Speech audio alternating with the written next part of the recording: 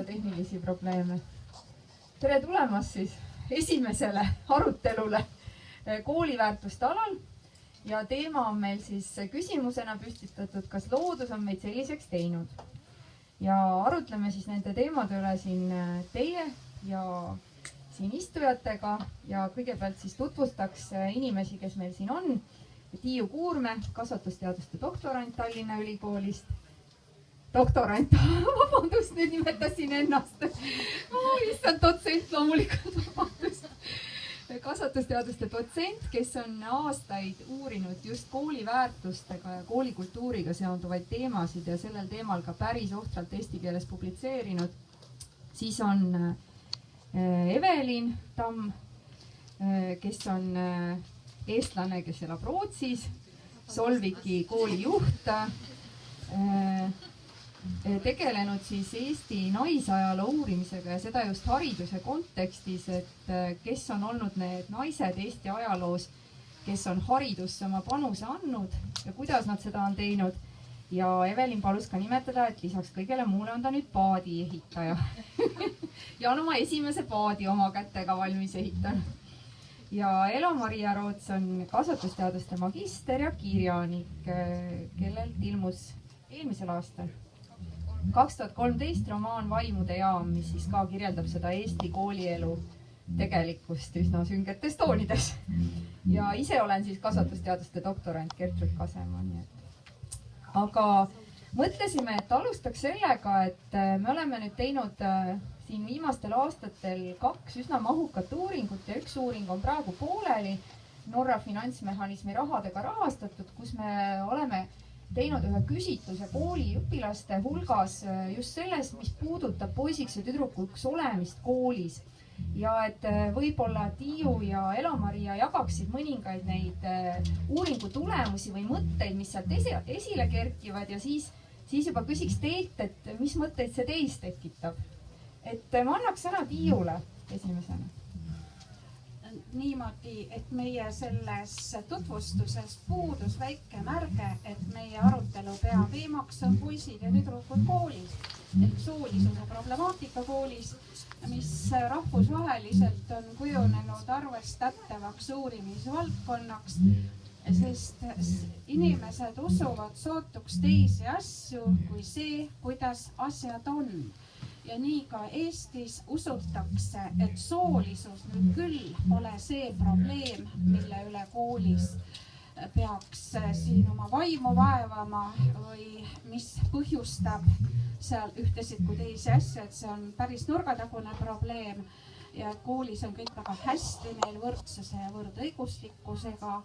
Aga kui küsida selle järgi, et kuidas on asjad tegelikult, siis avaneb niisugune pilt, nagu ta meile meie uuringutes ka nüüd avanes. Ja meie oma väikese grupiga võime rääkida siis 2 uuringust. Üks sai siis Eesti Naisühenduste ümarlaua toel teoks siin 3-4 aastat tagasi, ma päriselt ka ei mäleta. Ja selle sisuks oli, et uurida õpetajaskonna ja haridustegelaste arusaamu sellest, mismoodi see poiste ja tüdrukute olemine seal koolis on. Ja sealt juba vaatas vastu päris naljakas pilt sellest kõigest.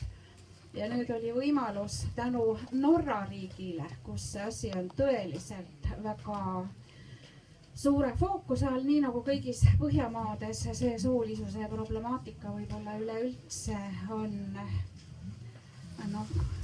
markantselt oluline, markantselt tähtis terve ühiskonna tasandil ja norrakatele koguni nii tähtis, et nad rahastavad siis ka uuringuid Eestis. Ja meil siin oligi aasta tagasi avatud vastustega küsimustik 650 õpilasele 10 Eesti koolist.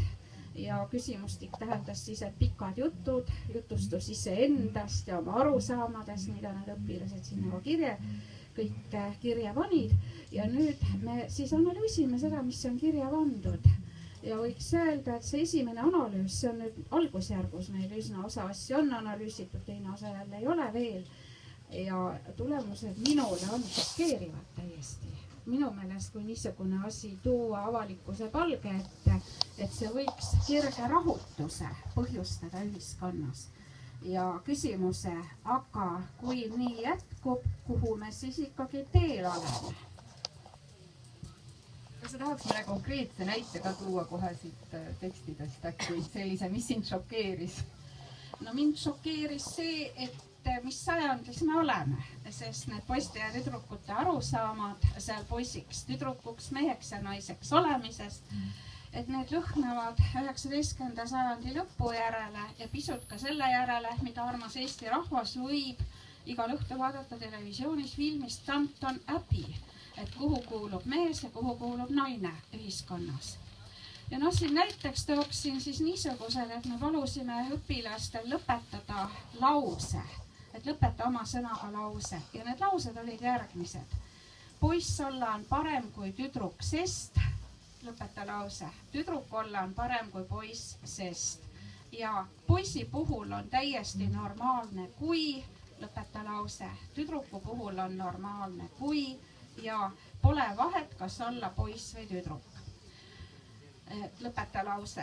Ja siis oli ka koolis, kuidas on olla poiss ja tüdruk. Ja mis sealt siis välja tuli? Ja tuli välja see, et poisi ja tüdruku kooli tegelikkus on äärmiselt erinevad. Ja erinevad sellepärast, et väärtustatakse meheks ja naiseks olemist ühiskonnas ehk mis on kummagi roll, kummagi koht, kummagi kohustus, seda väärtustatakse erinevalt ja otse loomulikult kõik need soostereotüübid toimivad kenasti ka koolis ja niimoodi me siis saime sellise pildi, et koolis käies on parem olla poiss, väidab enamus poisse ja väidab enamus tüdrukuid. Miks nad seda niimoodi väidavad siis? Poiste koolis olemise puhul hästi tuleb esile see, et poisi elu koolis on põnev ja lõbus. Poisi elu on lahedam, poisi elu on huvitavam, poisil on võimalusi rohkem, poisi elu on ka kergem. Ja mis peamine, poistel esitatakse koolis tuntavalt vähem ootusi. Poisid ise näiteks väidavad, meilt ei nõuta õieti midagi, meilt ei eeldatagi huvi õppimise vastu, meie suhtes ollakse heldemad. Poiste suhtes on loomulik, kui nad ei viitsi õppida. Ja üks noormees võtab selle kokku ka siis niimoodi, et poisid on looduse poolt tehtudki targemaks. Neil ei olegi vaja õppida üldse.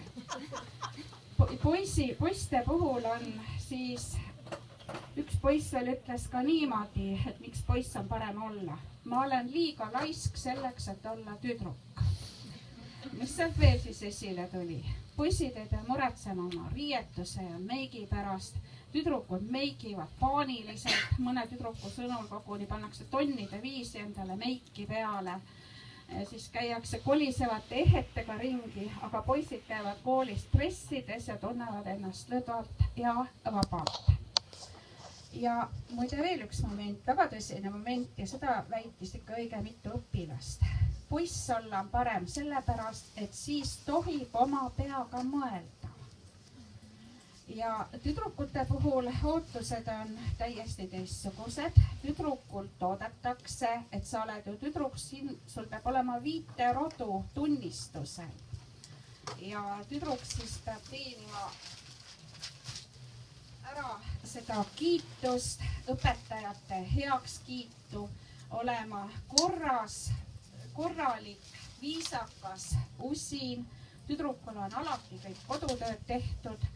Ja üks poiss koguni kirjutas tüdrukute kohta, et tüdruku puhul on normaalne see, kui ta teeb kogemata ette terve nädala kodutööd. Nii et niisuguse asju oli ikka seal päriselt palju. Tüdrukud on motiveerivamad, poiste vabadused koolis on suuremad.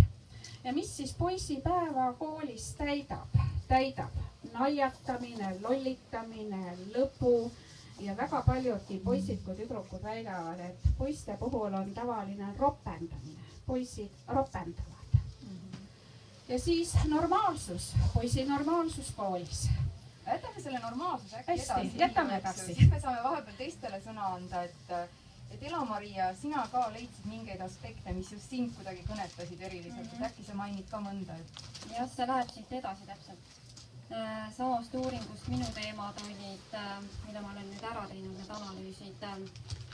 Õpilase kuvand, seal olid siis sellised küsimused, et milline on, kuidas see täpselt oli, et ideaalne õpilane kooli jaoks, et milline peab olema tüdruk, et ta oleks kooli jaoks sobilik õpilane ja siis milline peab olema poiss, et ta oleks kooli jaoks sobilik või ideaalne õpilane. Ja siis teine küsimus, et kirjelda iseennast õpilasena.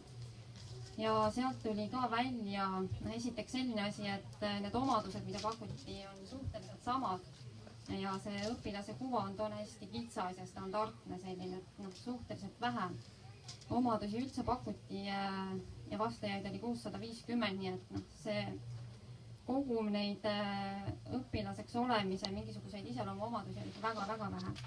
Aga suur vahe tuli välja selles, et kuivõrd peaks nagu vastama sellele standardile, siis sõnakasutus oli ikka päris erinev. Tüdrukute puhul väga palju kasutatakse sellist kategoorilist sõnakasutust, et ta peab olema puhtviieline ja täiuslik ja kõik on alati tehtud ja kodutööd on alati tehtud ja ta on alati kohal ja seda öeldi kohe korduvalt, et annab endast kogu aeg 100%. Ja poiste puhul oli sõnakasutus hoopis teist tüüpi. Hästi palju tehakse mööndusi, näiteks, et ei tee väga palju pahandust, et siis on hea õpilane. Või siis, et enam-vähem on kõik tehtud ja vähemalt 4 ja siis kõik selline, et enam-vähem ja vähemalt ja ei ole nii halb kui teised poisid ja käitub enam-vähem korralikult. Ja tüdrukud kirjeldavad iseennast üldiselt pikemalt ja paremate õpilastena küll. Tavaliselt on see kirjeldus neil selline, et olen küllaltki hea õpilane, enam-vähem kõik on 5 ja teen kõik alati ära ja ometi nagu väga massiivselt nimetatakse ennast ka laisaks ja kogu aeg on selline tunne, et ei jõua ikka piisavalt pingutada.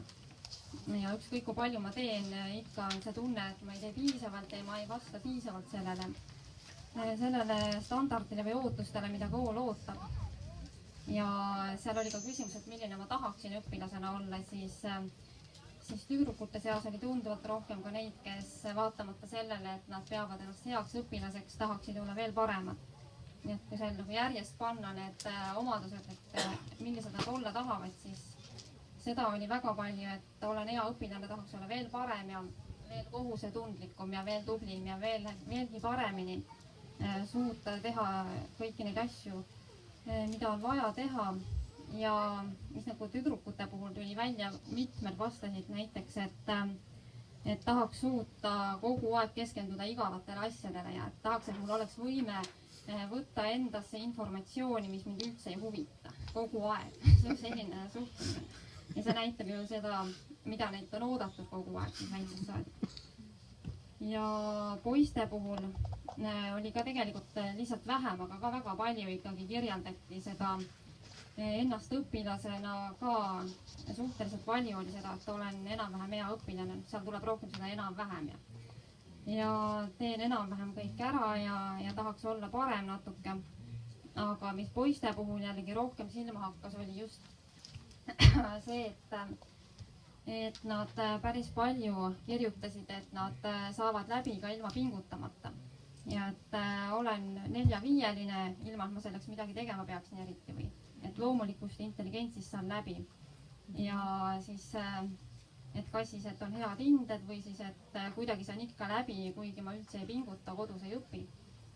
Ja siin jälle tulevad need ootused välja, et kust need arusaamad tulnud on ju sellest, kuidas moodi täiskasvanud on. On neile neid ootuseid sisendanud. Ja poisid kirjeldavad tüdrukuid samamoodi näiteks, et hea õpilane tüdrukuna on ikka see, kes annab endast 100%.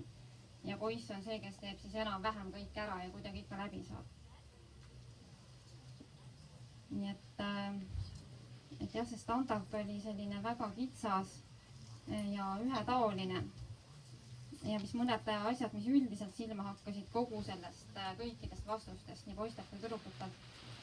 Näiteks õpilaseks olemise puhul koostööoskust ei mainitud mitte kordagi 650 vastajast. loomingulisust kui vajalikku omadust õpilasele mainiti 2 korda.